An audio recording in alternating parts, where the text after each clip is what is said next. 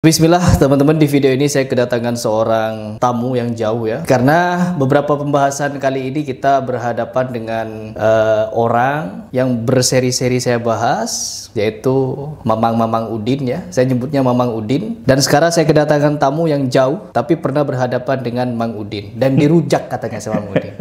Yaitu, dan sekarang saya ingin minta klarifikasi kepada Akang ya. Kenapa Akang bisa sampai dirujak di situ? Kenapa? Latar dari perdebatan itu sebenarnya adalah dari Robitoh Alawiyah. Jadi setelah saya berdiskusi dengan orang-orang Robitoh Alawiyah dengan sangat baik, mereka juga memperlakukan saya dengan sangat baik pada waktu itu.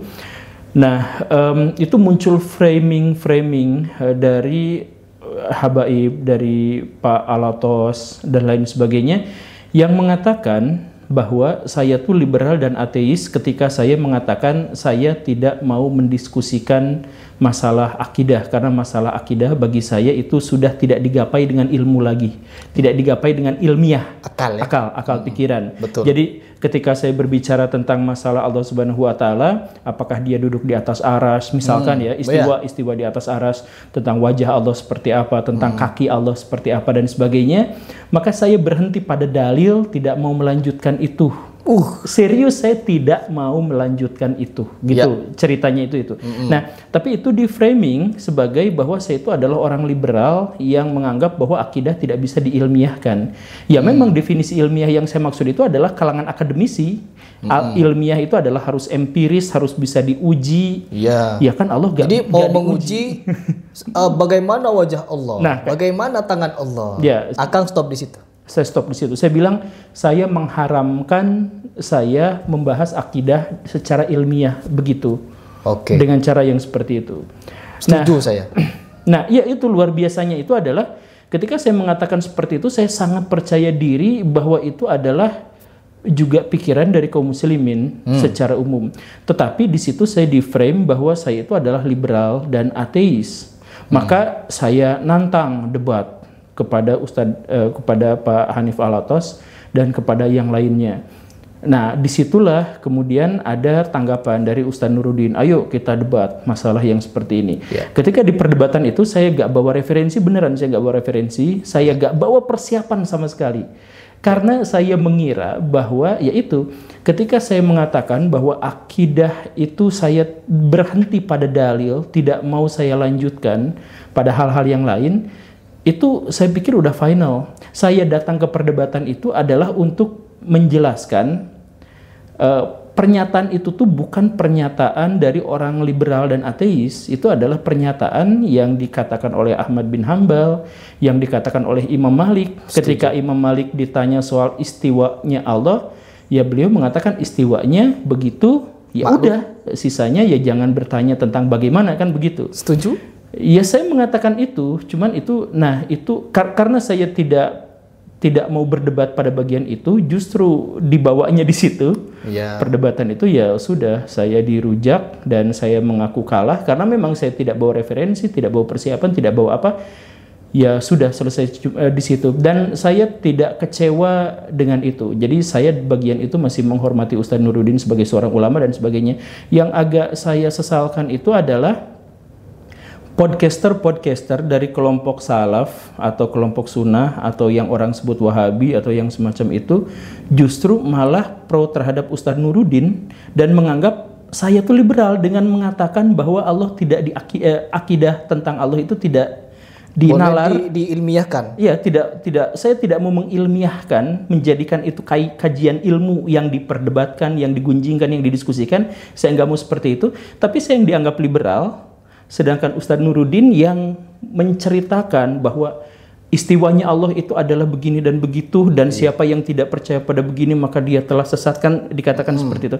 Itu yang dianggap sebagai bagian dari syariah Islam. Jadi saya yang liberal, dia yang ngikutin sunnah. Kan, makanya ya saya sekali lagi ya, saya menghormati apapun karena saya nggak ikutan dalam perdebatan akidah. Jadi ketika misalkan Al-Quran ditanya itu makhluk atau bukan, saya bilang itu adalah kalamullah. Apakah kalamullah itu adalah makhluk atau bukan? Saya akan menjelaskan pendapat para ulama, tapi saya nggak ikutan di situ. Saya berhenti aja di situ, nggak mau ikutan. Bagi saya kering lah, sangat kering untuk membahas masalah-masalah yang seperti itu dengan nalar. Saya lebih suka menikmati bacaan-bacaan Quran atau dalil-dalil Quran ya apa adanya seperti itu.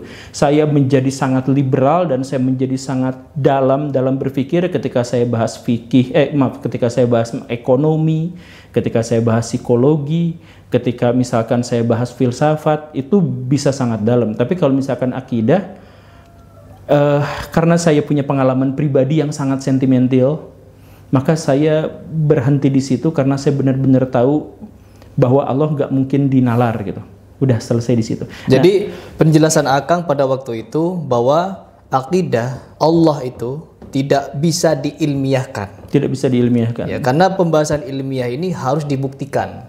Ya, dibuktikan dengan cara apa? Misalkan seperti kaki Allah tadi, wajah Allah tadi, istiwa tadi, tangan Allah. Jadi kalau hal-hal seperti itu mau diilmiahkan, maka larinya apa? Akan membayang-bayangkan seperti apa bentuknya. Lalu setelah itu muncullah analogi-analogi ketika kita menyatakan istiwa. Seperti yang disampaikan Mang Udin itu. Saya tidak menyebutnya ulama, maaf ya. Tapi saya masih lah. Ya, okay. Terus ketika dia menyebutkan kalau istiwa itu harus duduk. Kok harus duduk? Nah, di situ kan saya memberikan tantangan terbuka. Ada awalnya 3 materi, saya malah yang menantang kan.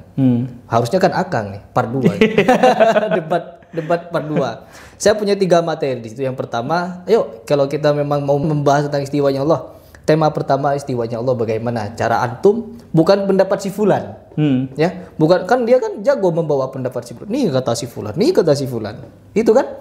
Saya enggak, pendapat antum dan pendapat saya mengenai istiwanya Allah. Itu yang pertama. Terus yang kedua, Indonesia miskin, bahasa Indonesia miskin. Kenapa bahasa Indonesia miskin? Karena tidak bisa mengartikan bersemayam dengan baik dan benar. Bersemayam duduk, harus duduk, wajib duduk. Padahal bersemayam pemaknaannya ada 8 kan. Bukan cuma duduk. Jadi kita cari makna yang terbaik bagi Allah. Karena kalau Allah berada di atas, kalau kata Mang Udin harus duduk, harus nyentuh ke atas. Sedangkan langit saja ada di atas bumi. Nyentuh gak sama bumi? Ya, enggak. Bagaimana mungkin Allah serupa dengan langit dan bumi? Jadi di situ akhirnya dia tidak mau. Tuh harus berbahasa Arab katanya. Waduh katanya. Dikira guru-guru saya gak bisa bahasa Arab gitu kan. Nah terus yang keempat, dia mengucapkan selamat Natal. Terus yang kelima Syiah. Jadi sudah ada 5 poin, tantangan saya belum ada nih kan. Mungkin kalau Akang yang ingin berdebat part 2 masalah itu. Saya sebenarnya pengen. Jadi pengen berarti? Iya, jadi sesudah diskusi itu tuh saya coba kontak beliau gitu. Karena gini nih, seperti yang Baraya semuanya ketahui. Jadi saya tuh adalah orang yang punya tujuan, punya itikad untuk menjalin silaturahmi dengan orang-orang yang bagaimanapun bentuk dan wujudnya, pemikiran dan gagasannya. Jadi saya berulang menekankan bahwa saya adalah orang yang berdiskusi dengan Ustadz Felix Xiao dan lawannya, yaitu misalkan Islah Bahrawi. Islah Bahrawi. Nah, itu saya ajak collab dua-duanya itu. 2 orang itu saya ajak collab. Orang yang anti syariah yang semacam Pak Ade Armando, atau misalkan orang muslim yang taat tapi berpolitik seperti Pak Fahri Hamzah dan sebagainya, itu saya ajak collab gitu. Bahkan Pak Hussein Gaza yang dulu pernah ya misalkan salah paham kemudian memaki saya sebagai pro-Zionis dan sebagainya, saya ajak collab. Saya punya pengajian itu ngundang itu, gak apa-apa. Bahkan saya punya pengajian, saya nggak tahu Ustadz Nuruddin tahu atau enggak, tapi saya punya pengajian itu sekarang berkali-kali ngundang Ustadz Nuruddin. Gak masalah saya tuh sangat ngajak silaturahim untuk semacam itu. Jadi saya gak menghujat, gak menjelekan gitu. Cuman pada bagian ini saya tuh ngajak diskusi sebenarnya. Jadi saya benar-benar terkejut ketika pada waktu itu ya bawaannya menjadi kesana kesini dan ada framing yang ini. Tapi intinya adalah kalau mau diskusi ya hayu diskusi aja gitu. Dan saya juga dulu berpikirnya tuh diskusinya tuh tidak terbuka kayak gini aja diskusinya. Saya kalau misalkan ngajak diskusi itu ya gini. Ternyata diskusinya live gitu ya? Iya, ternyata diskusinya live dan ya ternyata santrinya di sana banyak, ya sudahlah saya terima itu adalah konsekuensi dari keputusan saya gitu. Cuman maksud saya yang dalam hal ini membuat saya kecewa itu adalah bagaimana ceritanya ada kelompok-kelompok sunnah yang yang seharusnya memang tidak mau mengilmiahkan atau tidak mau menjadikan Allah Subhanahu wa taala sebagai objek pemikiran, Ya. Itu justru malah mengundang Ustadz Nuruddin dan kemudian sama-sama menyatakan bahwa saya itu adalah seorang yang liberal. Gitu, pada bagian itu. Saya di sini sudah ngobrol panjang dengan beliau, teman-teman, mengenai akidah, ya, bahwa beliau itu bukan mengatakan Allah tidak bisa diilmiahkan. Yang disebut ilmiah adalah sesuatu yang harus dibuktikan secara empiris dan lain sebagainya. Karena Allah itu gaib. Ya, hal-hal gaib seperti itu tidak mungkin bisa diilmiahkan. Diilmiahkan secara apa? Seperti tadi yang beliau sampaikan. Kalau kita mau melihat wajah Allah, seperti apa wajah Allah? Seharusnya kalau memang mau diilmiahkan, seandainya Allah ini kan Maha tahu ya, Pak Guru ya. Allah Maha tahu ketika Nabi Muhammad SAW Isra wal Mi'raj, harusnya Allah menyatakan, menampakkan dirinya kepada Muhammad. Agar apa? Agar manusia umat Islam tahu bentuk Allah. Seperti apa bentuk Allah? Agar tidak ada perdebatan lagi. Wajah Allah seperti ini, tangan Allah seperti ini. Tapi apa kata Rasulullah ketika ditanya sama Aisyah? Ada cahaya. Apakah engkau melihat Rabbu? Ada cahaya. Artinya apa? Allah tidak mau menunjukkan zatnya. Seandainya zat Allah ditunjukkan, maka dan ada hadisnya menunjukkan detail ciri-ciri Allah, apa yang terjadi Pak Guru? Pecah, hancur. Dan akan dilukis.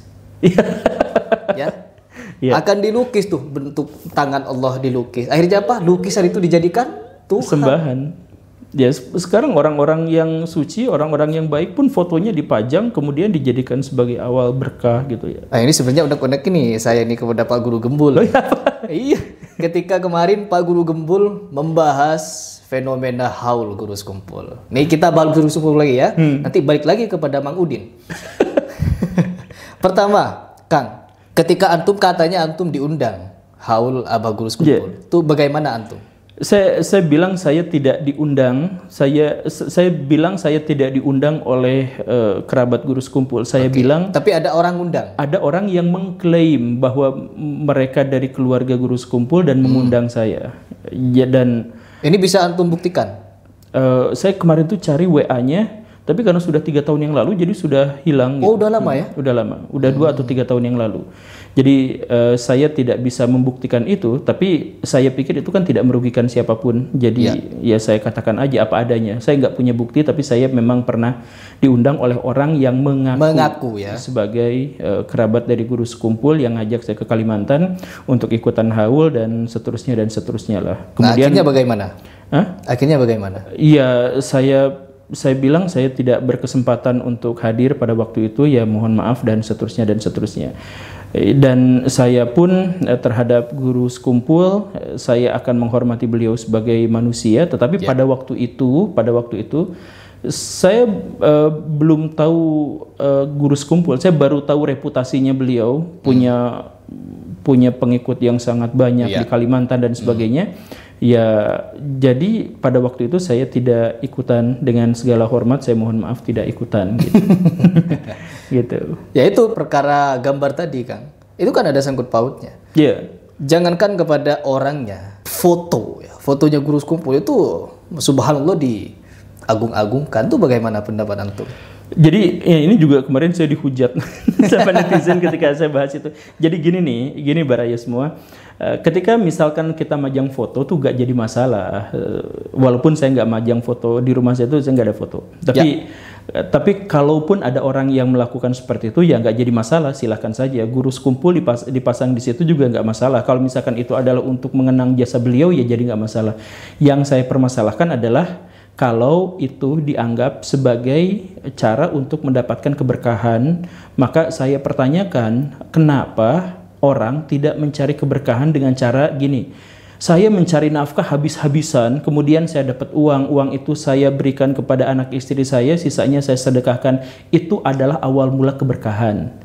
Awal mula keberkahan itu adalah saya sekolah tinggi-tinggi, belajar habis-habisan agar saya bisa berkontribusi terhadap pemerintahan, terhadap masyarakat. Itu adalah keberkahan. Saya adalah seorang, misalkan ya, saya adalah seorang pengacara yang mencoba sebisa mungkin mencari titik keadilan seadil-adilnya. Itu di situ saya mendapatkan keberkahan. Nah, jadi kenapa keberkahan itu justru malah diambil menggunakan wasilah orang lain? Boleh nggak? Itu juga nggak jadi masalah, silahkan saja. Cuman coba pikirin, Sampai kapan kita itu, misalkan ya, untuk nyari nafkah, nyari uang, kita minta sama orang lain. Nah ini masalah-masalah yang spiritual juga minta sama orang lain. Ternyata ada doktrin di belakangnya. Bukan untuk guru sekumpulnya ya, tapi ini fenomena masyarakat secara umum. Ketika mereka tuh ternyata didoktrin oleh sekelompok atau beberapa kelompok orang yang menegaskan bahwa kalian tuh dosanya banyak, kalian tuh maksiatnya banyak. Jadi kalian minta sama Allah Subhanahu wa taala gak akan pernah dikasih. Kalian itu jauh dari surga. Tanpa wasilah dari kami, tanpa syafaat dari kami, kalian itu gak bisa masuk surga. Sampai dikatakan kelompok itu tuh mengatakan seperti ini. Sholat kalian, puasa kalian percuma kalau tidak mencintai kami.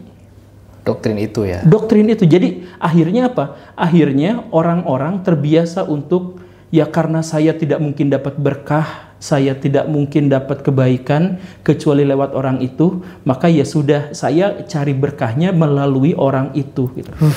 Saya menekankan salah satu kesialan bagi kaum muslimin itu adalah ketika dia putus asa dari rahmat Allah. Dan rahmat Allah itu baraya datang dengan dosa sebesar langit dan bumi, Allah punya ampunan yang jauh lebih luas lagi. Itu adalah kalimat pertama dalam Lauhul Mahfuz yang ditulis itu. Itu bahwa rahmat Allah, kasih sayang Allah itu masih jauh lebih besar daripada amarah Allah Subhanahu wa taala. Itu dituliskan seperti itu. Nah, jadi putus asa terhadap rahmat Allah Subhanahu wa taala justru disitulah awal mula kecelakaan manusia. Tapi kelompok itu justru menekankan kalian putus asalah pada rahmat Allah, kalian ahli maksiat, kalian jahat, kalian tidak bisa mendapatkan ampunan kecuali melalui kami. Nah, saya guru sekumpul tentu saja tidak mengatakan itu seperti itu, atau setidaknya saya tidak mengetahui itu seperti itu. Nah, kalau pendekatannya adalah seperti itu, maka itu sudah menyimpang dari ajaran Nabi yang diturunkan oleh Allah Subhanahu wa taala. Yang saya tekankan itu. Tapi ya tetap saja Anda tidak menghormati ulama, ya bukan nggak menghormati ulama. Saya misalkan berislam itu adalah saya ambil Quran, saya ambil hadis, kalau saya bingung saya nanya ulama gitu. Ya, betul. Nah, kalau misalkan mereka pengennya itu adalah saya jangan baca Quran, jangan baca hadis kalau tidak didampingi oleh ulama. Nah, mereka inginnya seperti itu. Iya. Dan ulamanya yang ini. Ya, ulamanya dari kelompok yang mereka itu yang. Ya, karena saya ini punya surga gitu kan. Iya, ada kaplingnya. Ada. Dan fakta menarik ya, Kang, ketika salah satu muridnya guru sekumpul, dia pernah membuat video, ada videonya, ada buktinya, mengucapkan kalau guru sekumpul pernah berucap. Ya entah ini yang dusta muridnya atau guru sekumpulnya, intinya pernah berucap. Guru sekumpul pernah berucap punya surga sendiri. Itu punya surga sendiri, dan guru sekumpul mampu dan bisa mengeluarkan siapapun dari neraka masuk ke surganya guru sekumpul, bukan surganya Allah, surganya guru sekumpul. Ada videonya, ada orangnya, tapi orangnya sudah meninggal. Muridnya guru sekumpul. Kita konfirmasi nanti di akhirat. Tapi ini mirip gak sih dengan kejadian Syekh Abdul Qadir Jailani? Itu bagaimana kisahnya? Jadi semua yang menuliskan Syekh Abdul Qadir Jailani itu adalah murid dari muridnya. Sehingga sampai pada saat ini. Yang cerita-ceritanya itu adalah bahwa Syekh Abdul Qadir Jailani bisa terbang melipat ruang dan waktu, bahwa wali kutub dan lain sebagainya gitu. Ya kita nggak tahu soal status beliau wali kutub atau enggak, kan kita itu goib ya, kita nggak tahu itu. Kita nggak bisa mengakses pengetahuan terhadap kewalian seseorang. Cuman riwayat-riwayat itu lebih ditekankan daripada kesolehan, ketaatan dan ketakwaan Syekh Abdul Qadir Jailani terhadap ajaran Islam. Daripada membahas tentang ketakwaan Syekh Abdul Qadir Jailani, malah lebih ke kesaktian itu. Ya, kesaktian itu. Jadi bisa, ya itulah, bisa terbang, kemudian bisa masuk surga dan neraka dan sebagainya. Dan akhirnya benar dan salah itu yang ngikutin orang itu. Jadi ketika misalkan kita mengkritik orang itu, ya walaupun dia benar dan saya salah, kemudian saya mengkritik dia, kan nggak dosa kan? Ya itu bagian dari istihad gitu. Ya, tapi kan akhirnya siapa kamu bisa ngebantah orang itu? Ya, nggak apa-apa dibantah. Seandainya pun saya salah juga nggak apa-apa, karena saya mengkritik ya tanpa kebencian, tanpa apa, ya biasa aja gitu.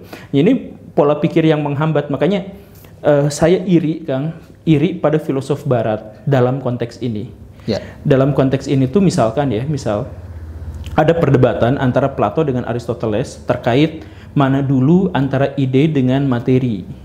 Jadi ini perdebatan filsafatnya tuh misalkan gini ya, kursi ini tuh disebut kursi itu setelah orang bikin kursi atau orang membayangkan dulu ada kursi baru dia bikin. Nah perdebatan itu tuh panjang, sampai detik ini mereka masih berdebat, pengikut-pengikutnya tuh.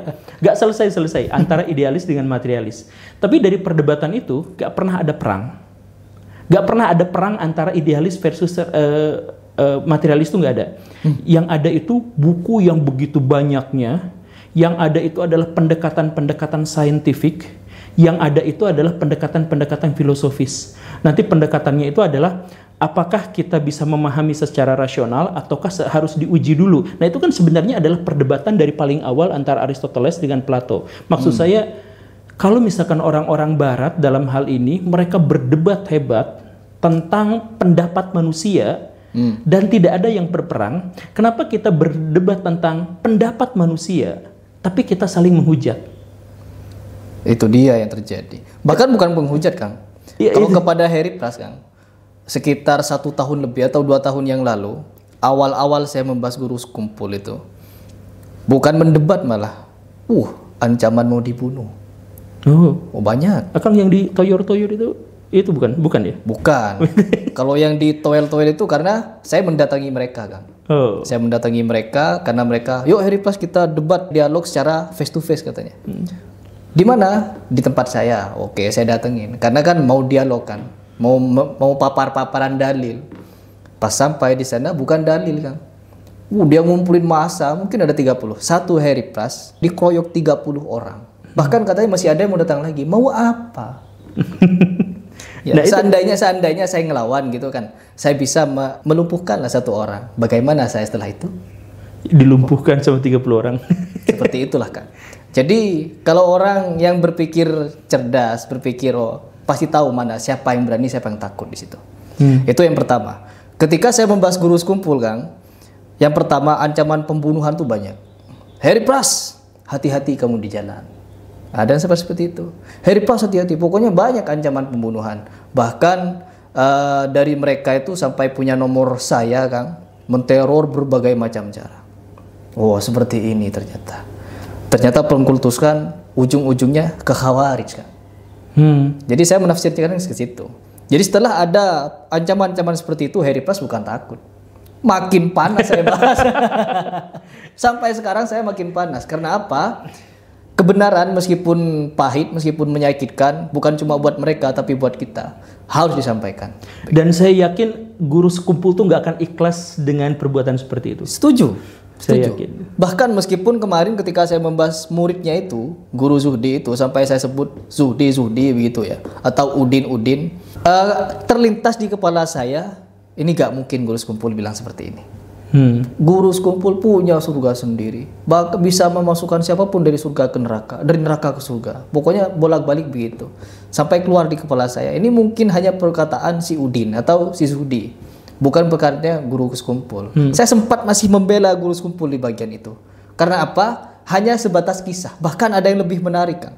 Akang coba beli nanti kisah Karomah guru sekumpul.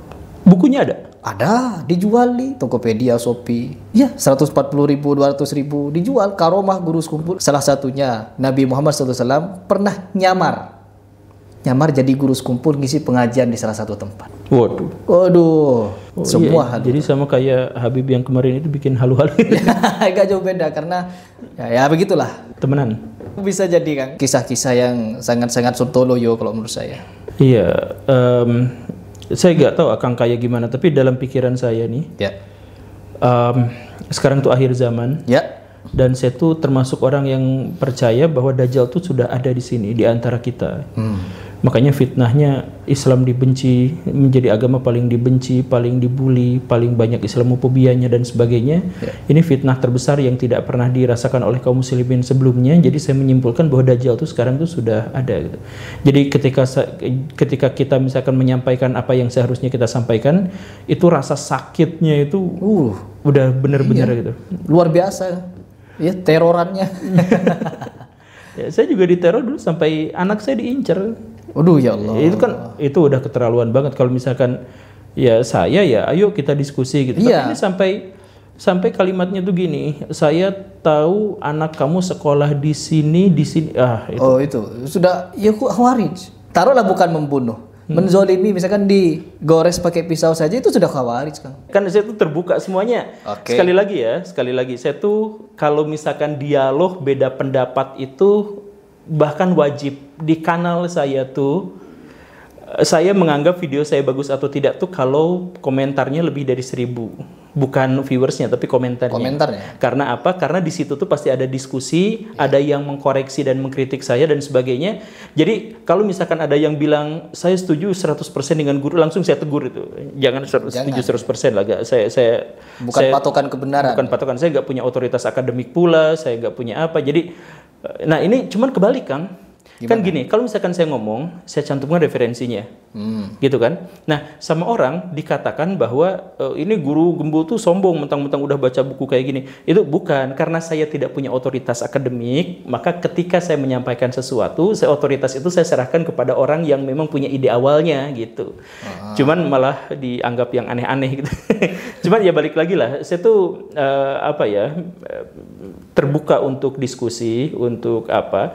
Cuman yang dalam kasus Pak Ustadz Nuruddin ini, kalau misalkan Akang tadi sampai mengatakan beliau tidak termasuk ulama dan sebagainya, ya silahkan. Cuman yang saya permasalahkan di sini sebenarnya bukan Ustadz Nuruddinnya. Yang saya permasalahkan adalah kenapa orang-orang begitu mengikuti frame dari otoritas-otoritas tertentu, nggak mau berpikir sendiri, sampai ketika saya berargumentasi justru dengan kelompok salaf sunnah, dengan argumentasi itu saya justru malah dituding liberal. Kebalik kan itu. Kebalik. Saya sebut liberal gak apa-apa kalau misalkan menyangkut masalah-masalah fikih, masalah fikih juga termasuk menyangkut masalah-masalah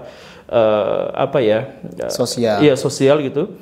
Tapi kalau misalkan dalam masalah akidah, saya tuh pernah bilang berkali-kali, saya tuh bahkan lebih wahabi daripada wahabi kan. Saya bisa bilang gitu.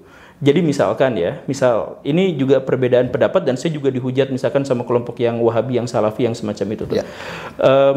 Misalkan ketika akidah Allah menjadi rububiyah, uluhiyah, asma wa sifat. Kayak gitu ya. Nah, itu adalah pendapat dari Ibnu Taimiyah.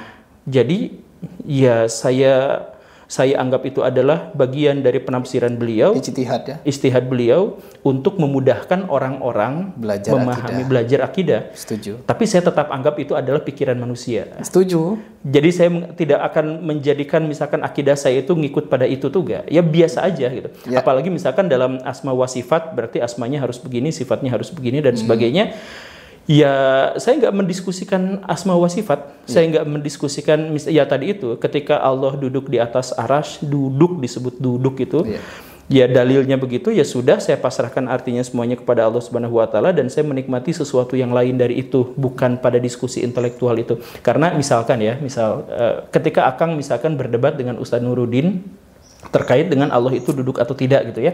Gak ada satupun di antara akang-akang yang bisa membuktikan. Betul. Asli. Nanti Allah duduknya gimana? Membayangkannya aja udah kacau gitu kan. Betul. Apalagi apapun yang kita bayangkan tentang Allah, mau dibayangkan sebagaimana rupa pun, gak ada yang seperti itu. Gak ada. Gak serupa pokoknya. Dan saya pernah juga dihujat Kang, ketika saya mengatakan bahwa saya tuh pernah bikin video bidadari itu tuh gak kayak gitu. Nah, saya tuh bilang kan misalkan ya, kenikmatan di surga itu tidak pernah dilihat oleh mata, tidak pernah didengar oleh telinga, tidak pernah terbersit dalam imajinasi kita. Gitu kan? Itu surga itu. Jadi ketika misalkan ada ayat-ayat yang menjelaskan tentang bidadari dan hadis-hadis yang rupanya begini dan begitu, maka saya pikir itu adalah majas. Karena yang sesungguhnya adalah saya nggak mungkin bisa membayangkan, nggak mungkin bisa memikirkan. Ketika saya mengatakan seperti itu, saya dihujat dan dianggap sebagai saya itu tidak percaya, tidak beriman pada hadis-hadis tentang bidadari. Nah, yang terbaru ini, saya dianggap tidak beriman pada azab Allah. Ketika ada di LA itu ada kebakaran, kemudian orang berpandangan bahwa itu adalah azab Allah karena Amerika Serikat membantu Israel menghabisi Gaza. Lalu saya memberikan pertanyaan, kalau itu adalah azab Allah, kenapa gak langsung ke Israel? Kenapa nyerangnya? Ini pertanyaan saya juga di video saya kemarin. Oh gitu ya? Iya. Kenapa nggak langsung kalau misalkan itu adalah azab Allah kepada orang-orang LA, orang LA itu waktu demo pro Palestina itu banyak kan? Mereka banyak penuh. Muslimnya juga banyak di sana. Mualafnya di sana banyak. Masjid center apa itu? Islamic centernya itu di sana aktif sekali. Iya. Nah, kenapa nggak ini? Jadi orang-orang di kita itu suka mendikte takdir ilahi. Ya, setuju.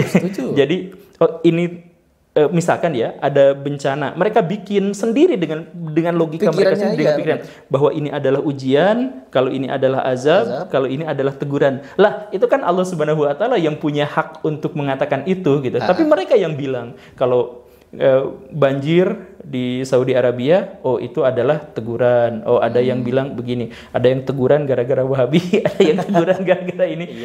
Ya bencana. Ketika saya menjelaskan bahwa bencana itu, ya itu global warming, itu adalah pemanasan global. Ketika ada hutan dimanapun itu, termasuk di LA itu Indonesia kebakaran, juga. Kita tuh sedih seharusnya, karena itu berarti penyumbang emisi gas. Kita dalam di situ bahasnya. Malah kembali lagi. Anda tidak beriman pada takdir, kan yang bikin global warming itu Allah. Ya, aduh, ya di situ capeknya kan kita berbicara dengan mereka. kita kan berusaha untuk mengedukasi mereka dengan cara-cara yang mungkin di telinga mereka itu asing. Kenapa kita seolah-olah pro kan ya? Seolah-olah pro membela, padahal kita tidak begitu. Saya pun begitu di video saya. Perhatikan di LA sana yang mualaf tuh bahkan jutaan gitu kan. Saya sampai mau paparkan ada 8,3 juta umat muslim di Amerika begitu. Ada juga Islamic Center, ada begini. Jadi kalau kita bergembira ria di atas penderitaan mereka, apakah itu benar gitu? Iya. Jangan, meskipun kita membela Palestina, semua ini bahkan di Indonesia pun Kang, kebakaran terparah itu kan pernah terjadi juga di Kalimantan. Dan itu luar biasa. Sampai nyumbang asap ke ekspor gitu. Ekspor asap ke Malaysia. Jadi bagaimana pendapat Akang tentang netizen kita ini sekarang? Ya, tapi sekali lagi saya tidak saya tidak menganggap bahwa saya membawa konten-konten edukasi dan saya punya visi untuk membangun edukasi. Yeah. Tapi kalau misalkan saya mengajukan satu gagasan, satu pendapat, itu karena masyarakat kita itu terbiasa didoktrin. Jadi kalau orang ngomong berarti itu tuh otoritatif. Jadi pas kita ngomong tuh dianggapnya wah ini pakar gitu. Padahal enggak, ini ajang diskusi aja. Saya tuh guru Kang. Salah satu masalah dari guru di Indonesia itu sekarang antropologi. Nah, salah satu masalah dari guru di Indonesia itu apa coba Kang? Ketika guru-guru dipaksa sama pemerintah, ayo kita berpusat pada siswa. Guru-guru langsung kan ngomong, ayo siapa yang mau berpendapat? Sunyi, senyap, gak ada yang mau ngomong. Ada yang mau ditanyakan? Sunyi, senyap, gak ada yang mau ngomong. Ini murid-murid kita di sini gitu kan? Ya. Sejak kecil itu kita, karena apa? Karena sejak kecil kalau misalkan ngomong dianggap nakal, membantah dianggap nakal, kalau berbicara dan bertanya dianggap, bahkan ada anak yang banyak bertanya diruqyah. Padahal anak tuh minimal 300 pertanyaan per hari, yang normal itu dia harus ajukan itu. Karena apa? Karena otaknya, neuronnya sedang mencoba menghubung-hubungkan biar dia pinter. Nah, di luar negeri itu udah pinter banget karena sejak kecil bahkan tanpa sekolah neuronnya tuh saling nyambung. Ini apa? Kenapa begini? Kenapa begitu? Kenapa? Anak Indonesia ngajuin 2 pertanyaan berturut-turut, ini kenapa biasanya diabaikan, dihentikan, atau orang tuanya main HP dan sebagainya. Nah, ketika dia sudah dewasa, akhirnya ketika ada yang berpendapat itu dianggap sesuatu yang mewah, sesuatu yang kalau tidak diikuti ya dihujat gitu. Padahal ya biasa aja orang berpendapat. Kita tuh harus berdiskusi, kita tuh harus berdialog agar kita tuh terbuka. Makanya saya sangat bersyukur dan sekaligus sangat sedih kenapa saya dibesarkan sama ibu saya. Kenapa? Karena ibu saya itu mendidik dengan cara dia mempersilahkan saya ngomong, mempersilahkan saya berbicara, dan sering ngebeliin saya mainan. Ketika teman-teman saya dilarang beli mainan, disuruh beli makanan.